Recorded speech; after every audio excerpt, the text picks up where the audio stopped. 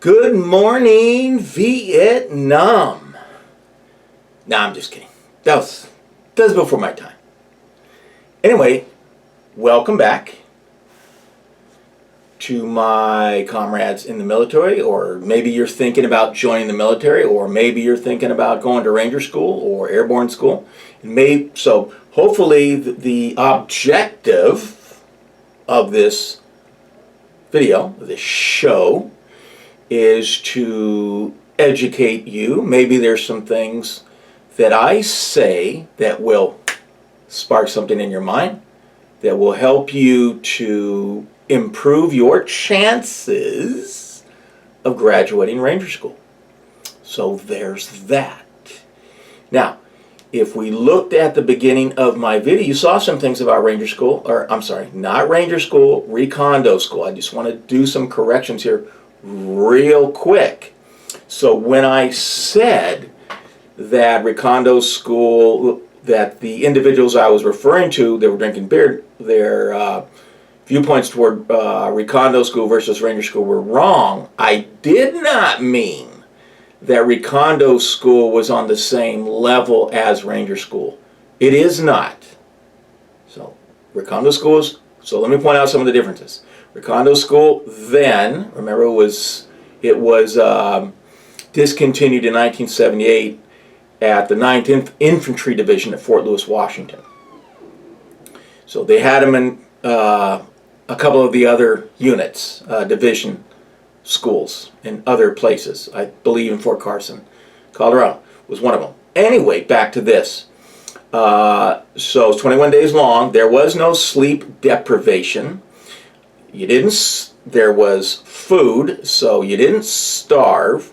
There was a survival part. There was a 3-day survival part of the RECONDO School. But even during the survival part, since we were down, if you know anything about Fort Lewis, it's near the Puget Sound. In the late 1970s, that was a pristine area with respect to gathering food right on the water. With especially in August, September, you could safely gather mussels and clams. So you got to be careful when you gather shellfish that they're not toxic. And you got to be careful where you gather them, because if they're too close to the city, or there might be some pollutants, toxins, things like that. Especially nowadays. Back then you had to be careful then, but right there, you could safely gather them in August and early September and eat them. And so we were right near the coast. So we had plenty of mussels and clams, and you can eat as much as you want. Most of those 3 days, much of 3 days, were devoted to gathering. So we ate those and dried seaweed. Yeah, people pay good money for dried seaweed. So it was different kind of seaweed than down in California. So I'm in Oregon, so different kind of seaweed.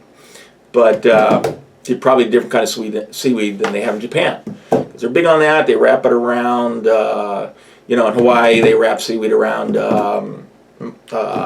spam and rice. I love that. So masubi or musabi, love it. We got a Hawaiian restaurant right near my house. Love that food. Back to this. So a couple of corrections. So I mentioned that you get a Ranger tab in Vietnam. Generally, okay, you could, but it was so limited.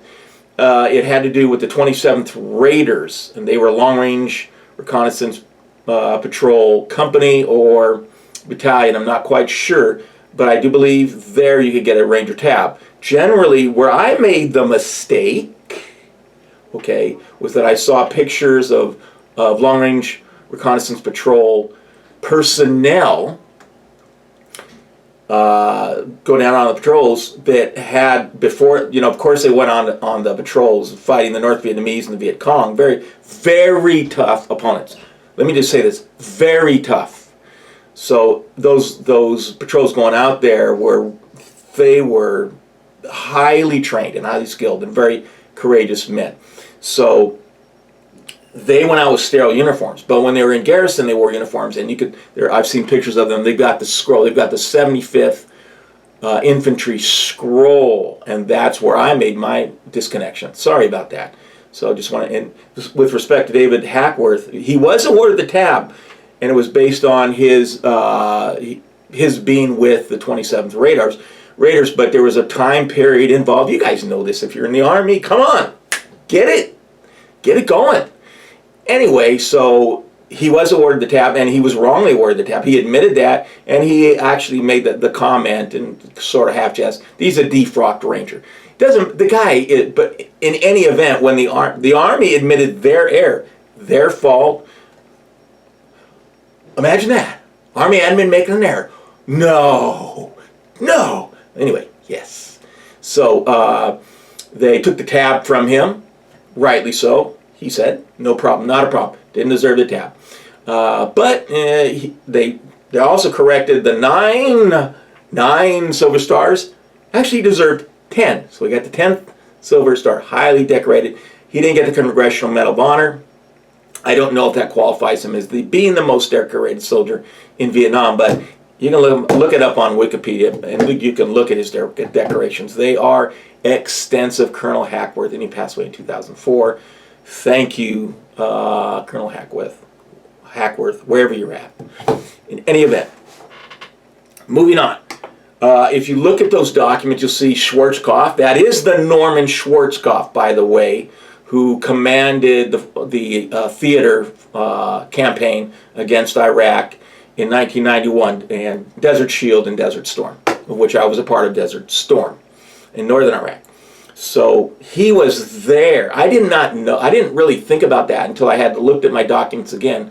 I don't even remember the guest speaker. You want to know the truth? I just remember as sort of outside. It was a long time ago. But anyway, it's interesting to look back on these officers and how they made it up the rank. Colonel Jones was another one. We'll talk about him on another video. So I don't want to keep you that long. Anyway, let's just give you some information, while you're having a beer or a cup of coffee. I know it's Navy, and I was in the Marines, but I served on board 8 Navy ships. Okay, so I know you're with me. Okay, so we covered, I'm just looking down at my notes right there. So we covered David Hackworth. What else? The difference in Ranger School, survival. The last thing I'm going to say is about one of the ways I was selected to go to Ranger School. So I did. Whoops. Hold on. Gotta do this every time. If you don't know how to play chess, learn it. Anyway. How did I get selected to go to Ranger School? So when you go to, and I'm not going to talk that much about 2nd Anglico now. I will later on. We'll talk more about it. But for now, you go through an in-doc when you get to 2nd Anglico. I was a sergeant. I was a seasoned Marine, and I still got to go through in-doc. And they have lance corporals that come over there too. They need people for different positions within the company. And so I was a sergeant. I was a scout. I was going to be a scout forward observer. They were changing my job specialty. Hadn't been through that training yet. I was going to be a scout forward observer. So I get through indoc. So it's anywhere from 30 to 90 days. They want to make sure that you're ready to go to jump school, and you're not going to fail jump school. You're a U.S. Marine. We don't get that many slots to go to jump school. Anglico is a jump. It's an airborne unit in the Marine Corps at that time. I don't believe it is now. I do believe they deactivated that part of their capability. In any event, so we came back from a deployment from Fallon Air Force Base for training during those 30 days, and they brought me up to the office and they said, Rooker, you're going to Ranger School. So it's a volunteer school, but no, you're going to Ranger School. Okay, that's what I want. That's why I'm here. But they were thinking, we can send you to Ranger School, but you're going to miss the pre-Ranger class. Pre-Ranger back then was 2 weeks, and you would go there. You would do a physical fitness training, but they would teach you about operations order. They would teach you about tactics. They would teach you about things that you need to know to pass patrols in Ranger School. By the way, in RECONDO school, you didn't have graded patrols, and you didn't have to give operations orders. And those are very, you got to know what you're doing, or you'll fail the patrol like I did. You'll fail. That's why I graduated 6S86 and not 5-86. That was my weakness.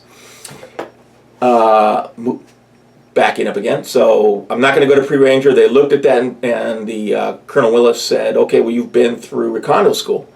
And how was that? And I was thinking that prepared me to go. I mean, in a way it did, but it didn't prepare me enough to where I would graduate with 586. So in a sense, I was not prepared academically and tactically in my mind about how to perform these operations. So before you go to Ranger School, when you're sleeping at night, if you're not dreaming operations orders, don't go. Don't go. Okay. If you're in the Ranger Battalion, you're going to Ranger School. You're in the Ranger Battalion. You've been through RASP. Now you're in the Ranger School. You've been through Infantry School, Airborne School. You're in the Ranger Battalion, and you're going to Ranger School. Yeah. Don't worry about it. Okay. Don't worry about it. You'll do just fine in Ranger School. But if that's not you, okay, maybe you were an officer and you've been through the Officer Infantry School, you're going to be just fine. But if you were like me, a Scout Forward Observer, okay, you better learn that stuff inside and out. Operations orders, all put squad and company tactics. Read those and have those. I mean, know those and dream at night about those things. And so now I can give Ranger patrol orders the way they're done in Ranger School. It's like you're watching them in the movies. They're a beautiful thing to observe. When you see a good patrol order, isn't it a beautiful thing? It's just so nice. So I can do that, and I will do that. I'm going to do that for you, because you might be going there. I'll show you how they did it back then. It's like watching a movie. It's like watching Gladiator. You watched it? Probably, I'm thinking. Let me check, time check. Okay, we got a minute. Any questions? So, let me just, last thing I want to say, the reason why I show those documents is never bragging purposes. I just want you to know I am who I say I am. I'm not stealing valor from those that are above me, that have gone to Iraq and gone to Afghanistan, and they're your combat veterans. You've earned those CIBs. Okay, you fought, been shot at, shot back. I didn't do that. I have a combat tour, but I didn't do that. So I don't have a combat action ribbon. Don't have that. So definitely on CIB, because that's for the Army. So I just want to manage expectations. And that said, I think that's all I got for now. Don't want to take up too much of your time. And I want to thank that last subscriber from yesterday, Julian Smith, I believe it is. Checked out some of your videos, doing a great job. And got something else from 30 Seconds Out. I believe they were once black rock coffee, or something like Black Rock Coffee Rifle, something. Anyway, hey, thank you for your acknowledge it. Appreciate that. Any questions? Any questions, my Ranger enthusiasts? No? Okay then. Have a great day. Hooah!